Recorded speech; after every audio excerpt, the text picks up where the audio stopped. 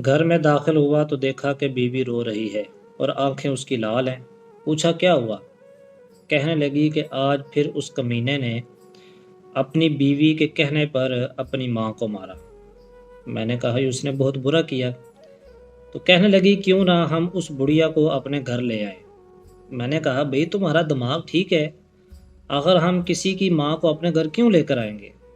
کہنے لگی نہیں، کیونکہ وہ اس کے اوپر ظلم کرتے ہیں تو ہم صرف اور صرف ایک ہفتے کے لیے اسے اپنے گھر لے آتے ہیں۔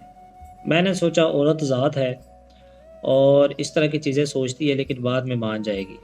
میں دل رکھنے کے لیے اس کے پاس بیٹھ گیا اور میں نے اس کو سمجھایا کہ بھئی پہلے ہی ہمارے خرچے پورے نہیں ہوتے تو آخر ہم کسی اور کی ماں کو کیسے لا سکتے ہیں؟ تو کیا تم اس کو سنبھال لو گی؟ اس کو تو فالج ہوا ہے۔ کہنے لگی ہماری کون سا کوئی اولاد ہے اور سارا دن میں گھر کے اندر بیٹھ کے ٹی وی دیکھتی رہتی ہوں، تو چلیں اس بہانے میں بھی اس کی خدمت کر لوں گی۔ میں نے کہا کہ بھئی وہ اپنی ماں ہمیں کیوں دے گا؟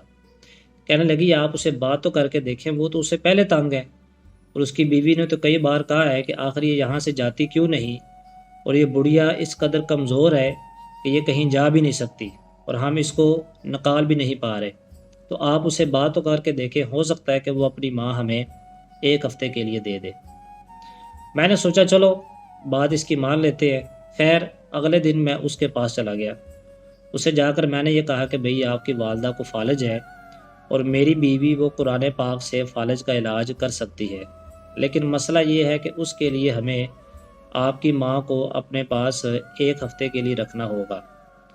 جب اس نے میری یہ بات سنی تھوڑا سا حیران بھی ہوا اور تھوڑا سا خوش بھی ہوا کہ چلو اس بہانے اس کی اپنی ماں سے جان چھوٹ جائے گی۔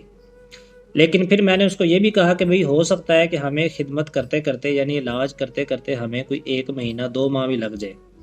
کہنے لگا کہ بھئی ماں میری ٹھیک ہونی چاہیے، چاہے اس کو 2 مہینے لگ جائے، تاکہ میں بھی خوشی کے ساتھ اپنی ماں کے ساتھ زندگی گزار سکوں۔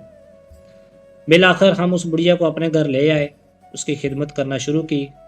شروع میں اس بڑھیا کی بہو ہر روز چکر لگاتی تھی، پھر 1 دن چھوڑ کے 1 دن، پھر اس کے بعد ہفتے میں 1 دن، اور پھر آہستہ آہستہ انہوں نے آنا ہی چھوڑ دیا۔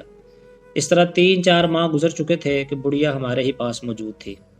ہم نے اچھی خوراک دی، اس کی صحت کا خیال رکھا۔ اب آہستہ آہستہ بڑھیا کے چہرے کے اوپر نور آنا شروع ہو گیا۔ پھر اچانک یہ ہوا کہ میرے پاس ایک ہی دکان تھی اور اللہ تعالیٰ نے میرے رزق میں اتنی برکت کی کہ میں نے ایک ہی سال کے اندر میں نے 3 دکانیں بنا لی۔ گلستان جوہر کے اندر میں نے ایک اپنا ذاتی بنگلہ خرید لیا، اور اللہ تعالیٰ نے ہمیں کچھ ہی عرصے بعد تینوں کو، مجھے، میری بیوی کو اور اس بڑھیا کو، ہمیں حج پر جانے کی بھی توفیق دی۔ میری بیوی نے اس کی بڑی خدمت کی، یہاں تک کہ اس کی صحت کا خیال رکھتے رکھتے اللہ تعالیٰ نے ہمیں اولاد سے بھی نواز دیا، جبکہ 7 سال سے ہمیں کوئی بھی اولاد نہیں ملی تھی۔ پھر ایک دن میری بیوی مجھے یہ بتانے لگی کہ میں نے یہ خواب دیکھا ہے کہ حشر کا میدان ہے اور تمام لوگ پریشان کھڑے ہیں، اور اتنے میں مجھے بڑھیا آ کر کہتی ہے کہ منیرہ آؤ میں تمہیں پل صراط پار کرا دوں۔ خیر کہنے لگی کہ میں اس کے ساتھ چل پڑی۔ ہم ایک باغ سے گزرے، باغ سے گزر کے آگے ہم گئے تو کھلا میدان تھا، تو بڑھیا مسکرا کر کہنے لگی کہ لو بھئی میں نے تمہیں پل صراط پار کرا دیا۔ کہنے لگا کہ میں نے اپنی بیوی کو کہا کہ تم بڑی ظالم ہو، تم نے اکیلے خود تو پل صراط پار کر لیا، لیکن تم ساتھ مجھے کیوں نہیں لے کر گئی؟ کہتا کہ وہ آگے سے خاموش رہی، لیکن میں نے اس کو یہ نہیں بتایا کہ یہ خواب میں نے بھی دیکھا ہے۔ فرق صرف اتنا ہے کہ اس اماں نے مجھے یہ کہا تھا کہ آؤ میں تمہیں بھی پل صراط پار کرا دوں، اس لیے کہ منیرہ وہاں کھڑے ہو کر تمہارا انتظار کر رہی ہے۔ وہمہ کیا ہے، گماں کیا ہے، حقیقت کیا ہے؟ شیخ تم کو یہ سب سمجھنے کی ضرورت کیا ہے؟ جاؤ پہلے کسی غریب کے آنسو پونچھو، پھر سمجھو گے کہ عبادت کیا ہے۔ داور حشر مجھے تیری قسم عمر بھر میں نے عبادت کی ہے، تو میرا نامہ اعمال تو دیکھ، میں نے انسان سے محبت کی ہے۔